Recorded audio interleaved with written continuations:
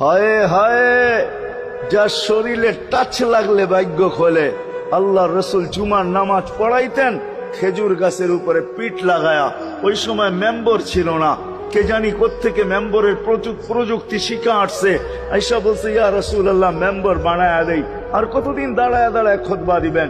মেম্বরে উঠবেন, বসবেন, খুতবা দিবেন। তো খুদ মেম্বর যখন বানায়া দিছে, আল্লাহ রসুলেরও পছন্দ হয়েছে। দাঁড়ায় দাঁড়ায় আর কতদিন খুতবা দিব? মেম্বরে পা রাখতে দেরি, শুকনা খেজুর গাছ বাচ্চার মতো কানতে দেরি করে নাই। আল্লাহু আকবার। শুধু কাঁদে নাই, সে তো বলতেও ছিল মনে হয় আমার কাছে যে শুধু কাঁদে নাই, বিলাপ করতেছিল সে। কোত্থেকেই ব্যক্তি আসলো, সে কোত্থেকেই মেম্বরের প্রযুক্তি পাইল, আর মেম্বরই বা কোত্থেকে বানাইলো? আমাকে বঞ্চিত করলো তো করলো কেন? আল্লাহ রসুল তার কান্নার আওয়াজে নিচে নেমে আসছেন, হাত বুলাইতেছিলেন, সান্ত্বনা দিতেছিলেন। তোকে ছোঁয়া দিতে থাকবো, পায়ের নিচে রেখা দিব, তোর গায়ে ছোঁয়া দিয়া মেম্বরে উঠবো। আল্লাহ রসুল শান্ত করতে পারেন নাই।